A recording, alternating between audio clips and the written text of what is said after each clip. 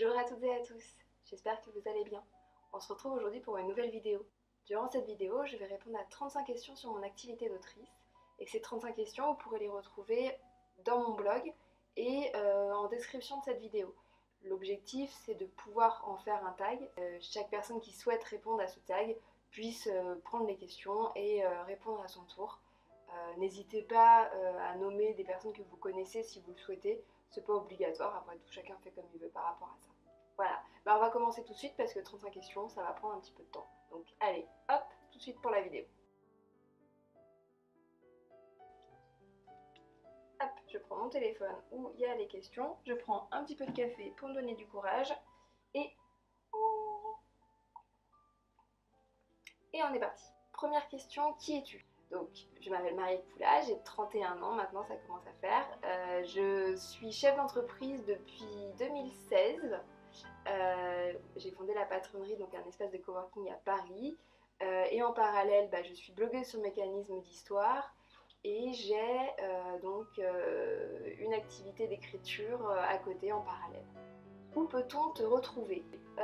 Alors, vous pouvez me retrouver à beaucoup d'endroits, puisque depuis que j'ai lancé mon blog, j'ai fait pas mal de choses. Donc, vous pouvez déjà me retrouver sur le blog, bien entendu.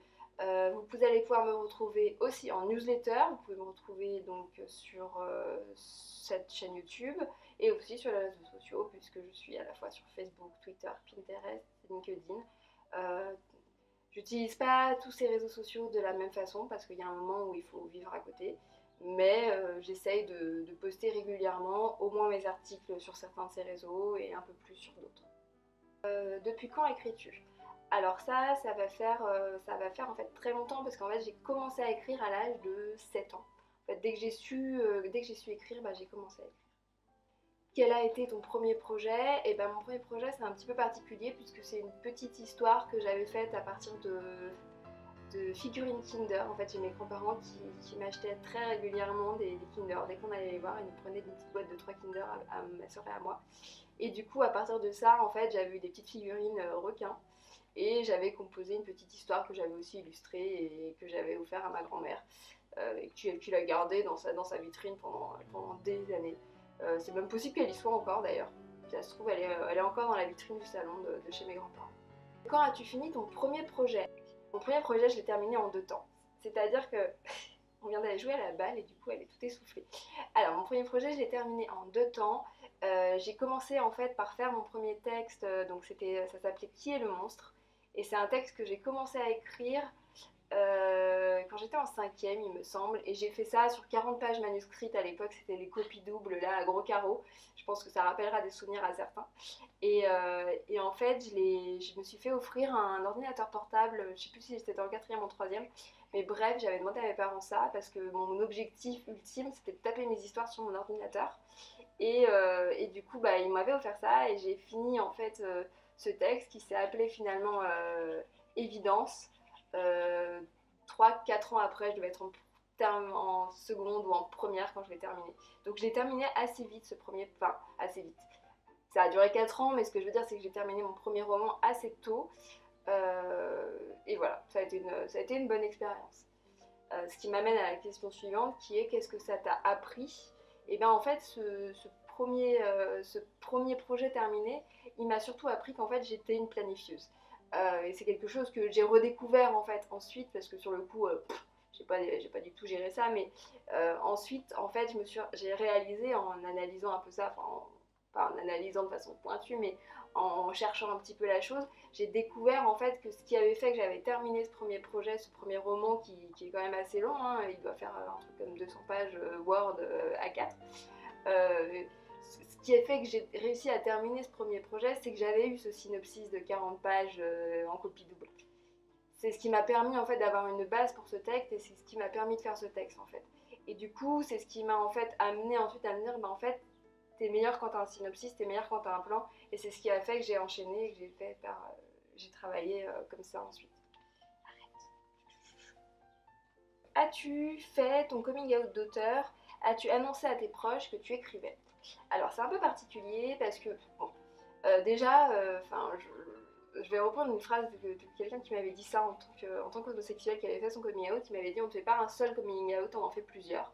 parce qu'effectivement il y a plusieurs personnes avec qui on se retrouve à se mettre dans cette situation d'annonce.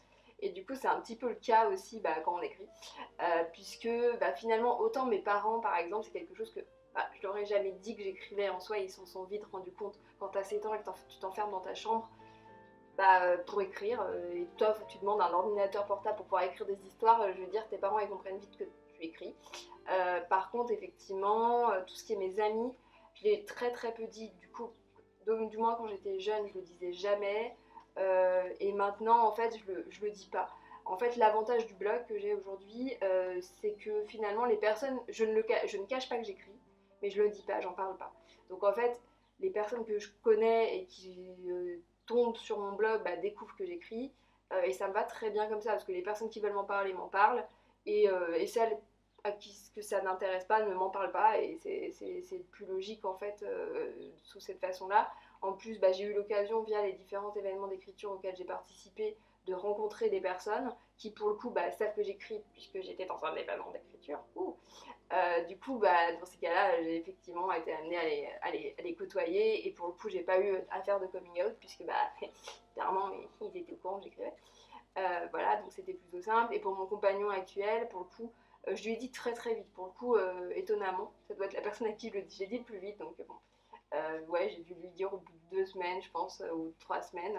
Mais c'était aussi une façon à moi de lui expliquer que voilà, j'allais avoir besoin d'être un petit peu des fois dans ma tanière et que j'avais besoin d'écrire. Et en fait, lui, ça lui convient très bien parce que des fois, il aime bien être tout seul aussi. Donc en fait, ça permet justement finalement d'avoir cet équilibre-là. Je parle un coup.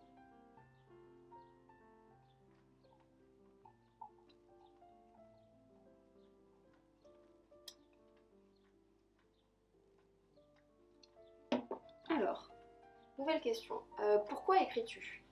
Bonne question. Enfin, c'est moi qui les ai faites, c'est un peu bizarre de dire ça. Pourquoi j'écris? Essentiellement pour sortir les histoires que j'ai en moi.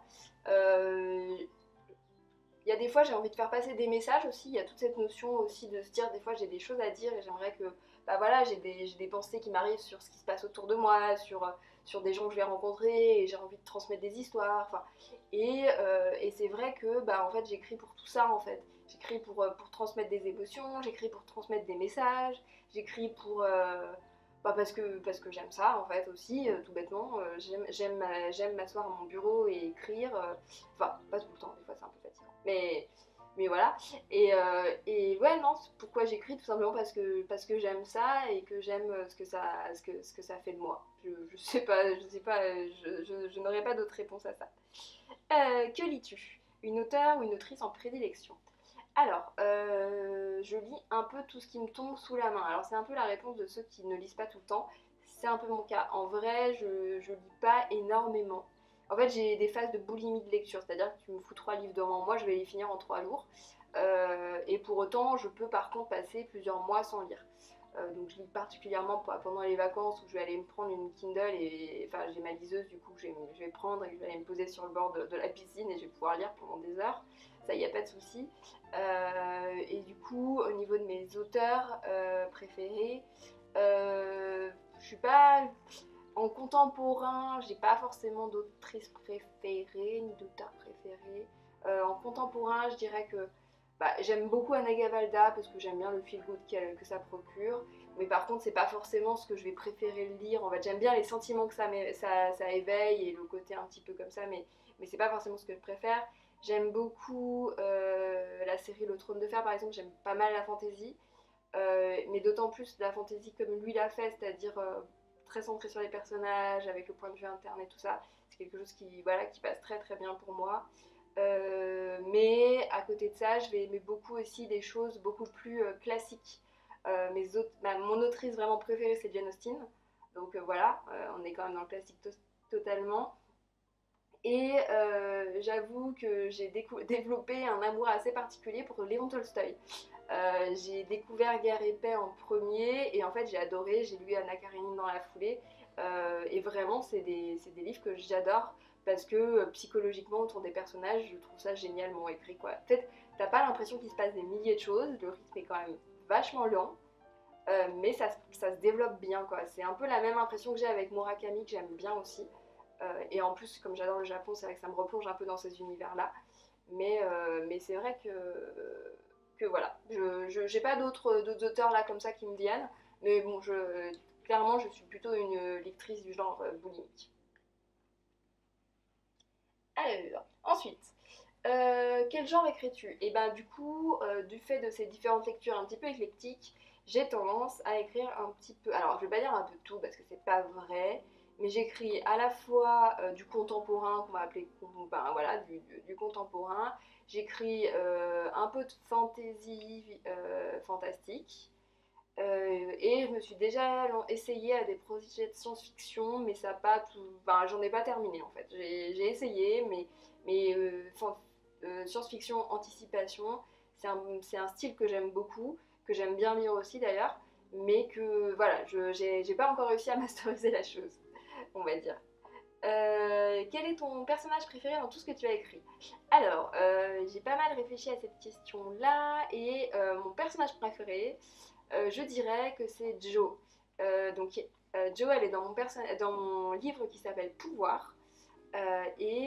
Jo, c'est une personne qui est arrivée un petit peu là comme un cheveu sur la soupe, c'est-à-dire qu'elle n'était pas du tout écrite dans mon plan. Et elle est née en personne un petit peu âgée qui finalement enfin, en une femme enfin, je sais pas comment expliquer, c'est un personnage assez haut en couleur, une femme dans un environnement très masculin, qui finalement a une assez grande gueule, mais qui est hyper généreuse et qui est assez fun. Enfin voilà, elle traîne dans les bars dans les matchs de foot au cœur de l'Aveyron, elle est assez drôle, et elle soutient le personnage principal de l'histoire de façon assez héroïque, parce que du coup le personnage est victime de pas mal de problématiques.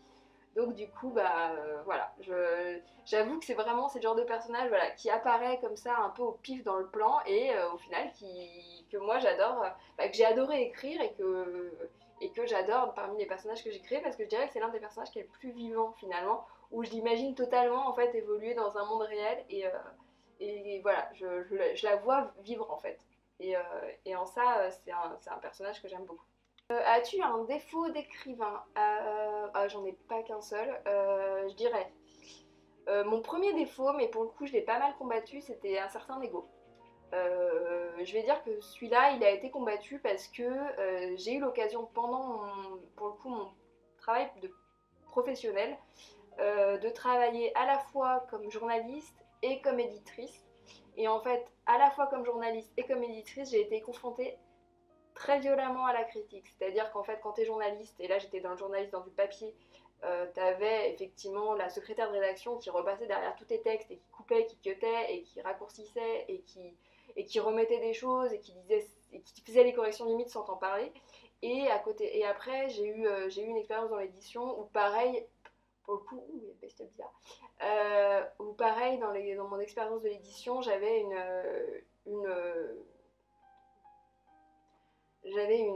patronne qui était très carrée, très exigeante, et du coup, qui, pareil, ne s'embêtait pas avec mon ego, on va dire clairement, et du coup, que ça la dérangeait pas finalement de me casser en morceaux. Et en vrai, sur le coup, ça fait pas du bien, hein. Mais en vrai, ça m'a fait du bien dans le sens où maintenant, j'accepte, bah, déjà la réécriture, les corrections sont beaucoup moins douloureuses, parce qu'en fait, j'accepte totalement que ce que j'ai pu faire ne soit pas parfait. J'accepte totalement des retours de bêta lecture, parce que bah, je comprends que j'ai besoin d'aide. Donc vraiment, ce défaut-là, on va dire qu'il était là, mais il est parti. Le défaut que j'ai, et pour le coup qui est encore présent, c'est que j'ai une écriture qui est très morcelée. En fait, alors j'écris en fait mes textes de façon chronologique, ça oui, mais je sais pas comment expliquer ça d'ailleurs, c'est un peu difficile à expliquer. Mais j'ai une écriture, en fait j'envie énormément ces écrivains qui arrivent à avoir des écritures où tout s'enchaîne parfaitement et tout doucement, et où finalement le passage d'une scène à l'autre n'est pas brusque.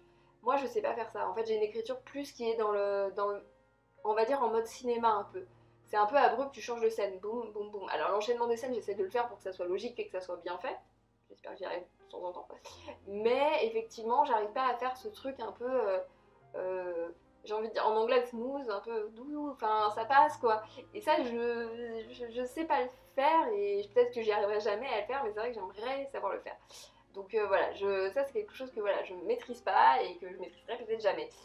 Euh, et à côté de ça, il y a une deuxième question, du coup la suite, le pendant, c'est quelle est ta qualité d'écrivain? Alors en fait, moi j'ai découvert que ma qualité d'écrivain, pour le coup, c'était d'écrire des scènes du quotidien. Et c'est vraiment en plus quelque chose que j'adore faire, c'est-à-dire écrire des mini-scènes, pas forcément mini, mais écrire des scènes du quotidien, des scènes qui se passent un petit peu comme ça et où on va finalement découvrir le personnage à travers la scène du quotidien et voilà. Et par exemple, j'avais été sélectionnée pour le concours de short édition comment dire, sur une nouvelle qui s'appelait La boulangère.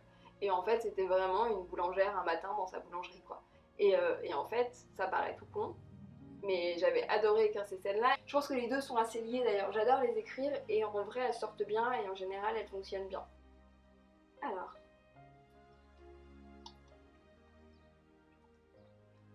quelle est la pire critique qu'on pourrait te faire en tant qu'écrivain?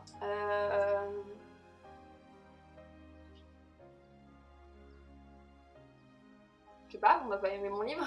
Non, en vrai, je sais pas trop. Qu'est-ce qui pourrait vraiment m'embêter? euh... mhm. C'est bête parce que c'est moi qui me pose des propres cols en fait. Qu'est-ce qui fait que... qu'est-ce qu'elle est la pire critique qu'on pourrait me faire? Donc non, à l'heure actuelle, je n'aurais pas d'idée vraiment de critique qui serait particulièrement douloureuse pour moi. Parce que tout simplement, j'ai pas encore eu ce cas de figure là, donc je sais pas ce qui me provoquerait le plus de mal. Euh, voilà, ça veut pas dire que je suis pas extrêmement stressée à chaque fois que je soumets mon roman, mais jusqu'ici, enfin mes romans d'ailleurs, mais jusqu'ici, j'ai pas eu de critiques qui m'ont particulièrement touchée, on va dire. Enfin, ah si, une fois. Ouais, si, une fois. Mais voilà, c'était quelqu'un qui s'était permis de réécrire une partie de mon texte. Et c'est quelque chose que j'ai vraiment pas du tout apprécié. Mais voilà, c'est pas vraiment une critique, donc je pense pas que ça rentre dans ce cadre. Et au contraire, la meilleure critique que l'on pourrait me faire, bah, je pense que dire ouais, effectivement, qu'on a aimé le livre, qu'on a aimé les personnages, qu'on a su s'identifier à eux et qu'on a aimé ce qu'ils nous ont transmis, je pense que c'est un peu la meilleure chose qu'on pourrait me dire. Voilà. Plus facile celle-là. Alors, mes habitudes maintenant. Alors, thé ou café pour commencer. Alors, café. Et puis café, clairement café. Donc, thé ou café, bah clairement café.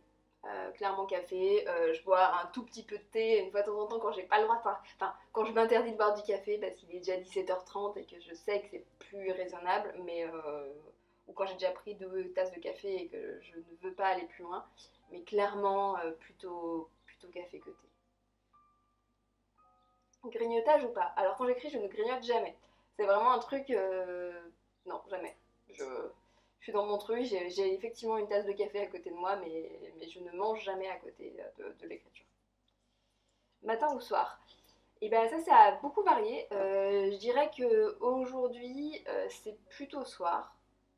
Mais vraiment, c'est pas. Enfin, en fait, je suis plus efficace le matin, mais j'ai du mal à m'y mettre. Et du coup, c'est plutôt le soir. En fait, c'est plus une question de plage horaire que vraiment de période dans la journée. Si je sais que devant moi j'ai 3 heures, je vais écrire de toute façon. Enfin, je vais écrire. Ça peut m'arriver de rien faire et de procrastiner aussi, hein. Je suis humaine et ça m'arrive. Mais effectivement, clairement, en fait, ma productivité et la façon d'écrire est beaucoup plus liée au temps que j'ai devant moi que à la période. Bibliothèque ou café? Alors bah moi clairement je préfère écrire dans un café. À l'époque, enfin à l'époque, en fait quand je dis à l'époque c'est quand j'habitais sur Paris, donc il y a déjà 5 ou 6 ans de ça.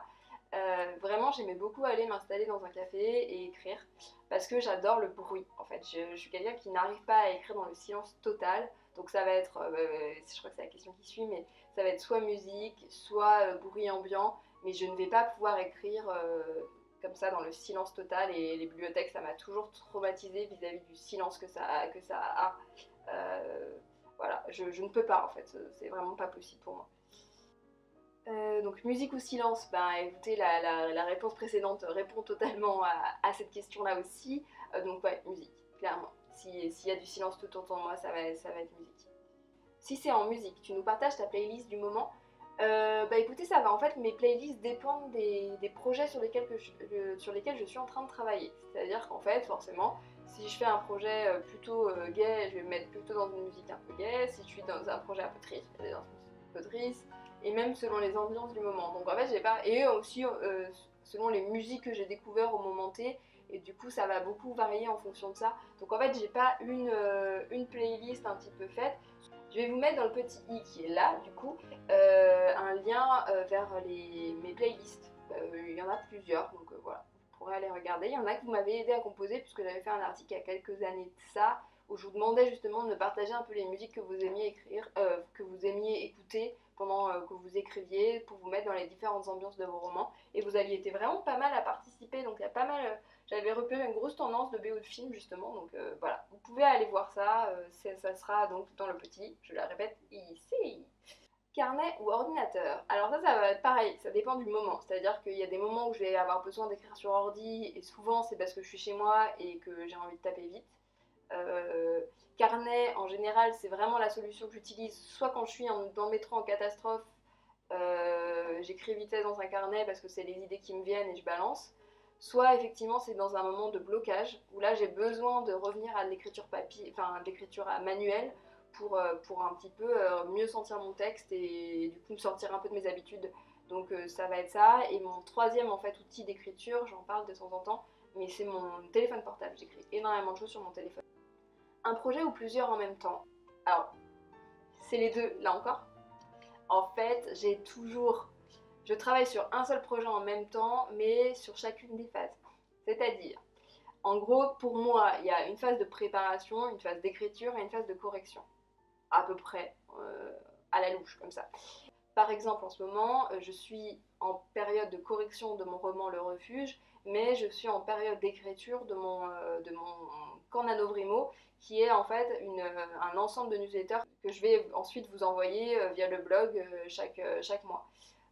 Donc voilà, ça c'est par exemple un exemple de, voilà, j'ai toujours un petit peu un, deux, trois projets qui sont un peu sur le feu en même temps, mais pas à des phases, pas aux mêmes phases. C'est-à-dire que je vais pas pouvoir écrire deux projets en même temps. Là, je vais vite me sentir mal à l'aise en fait, parce que je vais pas réussir à rentrer dans les deux projets en même temps. Quel est ton rituel d'écriture? Alors, à une époque, j'en avais un qui était très précis, il fallait que je fasse certaines choses avant de commencer à m'y mettre et tout. Maintenant, c'est beaucoup plus simple. On va dire que je vais réserver une période d'écriture. Je vais regarder deux trois vidéos avant, histoire de me mettre en condition. Je vais prendre un café et je vais commencer à écrire. C'est vraiment... Enfin, c'est de plus en plus efficace et raccourci. En gros, vraiment, honnêtement, à part le café, il n'y a pas grand-chose. En vrai, c'est même boisson chaude, parce que si c'est tard le soir, ça va plutôt pas, enfin, ça va pas être un café, ça va être autre chose, ça va être une tisane, ça va être un thé, ça va être un rooibos. Mais clairement, voilà, c'est une boisson et c'est parti, quoi. J'ai pas un énorme rituel d'écriture. Quelle est ton application d'écriture préférée? Alors, en général, j'ai deux outils. C'est-à-dire qu'en général, j'ai une application d'écriture et une application de traitement de texte qui me permet de faire la réécriture. Mon outil d'écriture, je vais dire c'est Scrivener, parce que c'est quand même celui sur lequel je reviens régulièrement et le plus souvent. Après, j'utilise quand même beaucoup Scribook pour toute la partie écriture. Et après, pour la partie réécriture, donc correction, là, ça va être Pages. Je suis sur Mac et du coup c'est clair que Pages, je trouve qu'il est quand même très aéré et assez agréable à utiliser, et du coup pour tout ce qui est réécriture ça va se passer sur Pages. Tu nous parles de ton bureau. Alors mon bureau il est juste là-bas. Comment dire, en général il est pas très rangé, mais que quand normalement je me lance dans une session d'écriture, je vais avoir tendance à le vider, parce que j'aime bien avoir un bureau à peu près propre quand je commence à écrire. Donc en général, toute séance d'écriture commence, ça pourrait faire partie de mon rituel d'écriture d'ailleurs, mais toute séance d'écriture commence par un rangement de mon bureau. Et voilà. Et après sur mon bureau, voilà, j'ai toujours une tasse de café qui traîne, j'ai toujours potentiellement deux trois vernis à ongles qui traînent, enfin j'ai toujours un petit peu de bazar. J'ai une peluche aussi sur mon bureau, j'ai ma peluche préférée, Milou. Mais oui, non, il n'y a pas grand chose à dire sur mon bureau, il n'est pas particulièrement beau, enfin, j'en suis pas particulièrement fière niveau rangement, niveau organisation, niveau décoration, mais en vrai je l'aime bien, voilà. Et il faut savoir aussi que moi j'ai une pièce entière pour mon bureau, puisque là je suis dans la deuxième partie, on va dire, de la pièce. Mais j'ai effectivement une pièce entière, ce qui est vraiment cool parce que du coup je peux être un petit peu au calme. Bon, vous avez compris que c'était pas forcément ce qui m'intéressait, mais par contre effectivement là par exemple j'ai bougé mon ordinateur pour pouvoir venir tourner là, et je peux le faire sans gêner toute la maison, quoi. Je suis pas en train de tourner effectivement au sein de mon salon ou des choses comme ça, donc c'est quand même assez cool d'avoir une pièce à moi et je suis assez contente de ça. Penseur ou planeur? Clairement planeur, hein. Je pense que maintenant, si vous connaissez un petit peu ma façon de travailler, vous avez remarqué que clairement, il me faut un plan, il me faut, voilà, il me faut un synopsis, il me faut un plan, limite un plan détaillé scène par scène. Donc ouais, clairement, j'ai besoin de planifier pour m'en sortir. Et j'ai déjà plusieurs fois essayé de ne pas planifier, et en fait, j'y arrive sur les nouvelles. Sur les textes courts, je peux m'en sortir. Ça sort comme ça et après je retravaille et ça passe bien. Mais sur du texte long, je n'y arrive pas. Ça me bloque complètement de ne pas savoir où je vais. Et clairement, j'ai besoin de savoir où je vais. Donc j'ai besoin d'un plan. As-tu une méthode d'écriture, laquelle? Alors oui, j'ai une méthode d'écriture et j'en ai déjà plusieurs fois parlé. J'ai fait déjà une vidéo il n'y a pas longtemps sur la méthode Flocon, donc je vous la mets là. Et en fait la méthode Flocon, c'est clairement la méthode d'écriture que j'utilise de base et que j'ai décliné moi un petit peu à ma façon. Donc je vous mets ça aussi en barre d'infos plate parce que j'ai un article en fait sur ma façon à moi de faire un plan en 10 étapes, il me semble qu'il me faut 10 étapes pour le faire. Donc voilà, et en fait c'est la méthode Flocon plus cette méthode-là de création de plan qui viennent on va dire, se compacter et faire un roman pour moi. Comment se passe en gros l'écriture d'un roman pour toi? Quelles sont les grandes étapes? Eh bien écoutez, les grandes étapes, c'est ce que je vous disais tout à l'heure, c'est préparation, idée, développement d'idées, préparation, écriture et correction. Il n'y a pas forcément, voilà. Pour les corrections, il y a des moments je vais passer par un bêta lecteur, des moments non. Ça va dépendre en fait de comment je me sens par rapport à mon texte. J'ai pas forcément de préférence vis-à-vis de ça. Alors, tes projets. Quels sont les projets que tu as terminés? Alors, j'ai terminé 3 romans.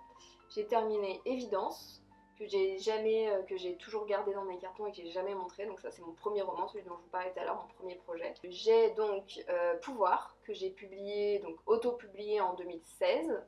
Donc vous pouvez retrouver, il est encore accessible.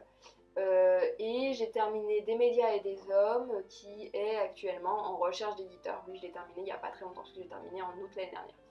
Voilà. Et à côté de ça, j'ai plein de projets en cours, et donc je pense que c'est là-dessus qu'on va enchaîner. Quel est ton projet en cours? Du coup j'en ai déjà parlé un petit peu dans cette vidéo, mais mon projet en cours de correction, donc c'est le refuge, donc c'est un autre nouveau roman. J'ai donc des projets de newsletter, de e-book et tout ça, mais c'est pas de la fiction, on va dire. Et après, à côté de ça, j'ai des tonnes et des tonnes de brouillons qui sont des textes qui sont pas terminés. J'ai donc L'encre de paix, qui est un roman fantastique. Donc j'ai un premier jet, mais qui est vraiment un petit peu à l'état un peu catastrophique. J'ai Dragon d'illusion, qui est un texte que j'aime beaucoup et j'ai mis beaucoup de temps à écrire, que j'adore. Mais que voilà, pareil, j'ai jamais réussi à développer en termes... que j'ai jamais réussi à corriger. J'ai... comment dire, j'ai Fille de femme, qui est un roman d'anticipation, que pareil, j'ai pas encore réussi à corriger correctement. J'ai Recommencer, qui est un roman sur la violence morale contre une femme, là, en l'occurrence, que pareil, j'ai pas réussi encore à corriger. Donc ouais, j'en ai un bon paquet des projets comme ça qui sont encore dans mes placards et que j'aimerais arriver à corriger et à vous proposer, parce que voilà, j'écris quand même pour être lu, mais c'est vrai que voilà, c'est pas encore corrigé, et en même temps j'ai plein d'autres idées, hein. J'ai plein d'autres d'idées de romans qui sont là, donc voilà, c'est toujours un petit peu difficile de savoir sur quel projet j'ai envie de me lancer ensuite, quoi. Alors, pour conclure, 3 dernières questions. Aimerais-tu devenir écrivain à temps plein? Alors, avant, je pensais que oui. Clairement, quand j'étais petite, qu'on me demandait qu'est-ce que je voulais faire plus tard, clairement, écrivaine, pas forcément le premier truc que je disais, mais ça faisait partie des plans de carrière, on va dire. Aujourd'hui, je dirais que non. Étonnamment, aujourd'hui, aujourd'hui là, hein, ce jour-là, on va dire que, on va jamais dire jamais, mais à l'heure actuelle, c'est vrai que je me rends compte que je suis pas sûre que c'est vraiment ce que je voudrais, parce que finalement, j'aime bien comme, typiquement, j'adore l'activité que je fais aujourd'hui dans mon entreprise.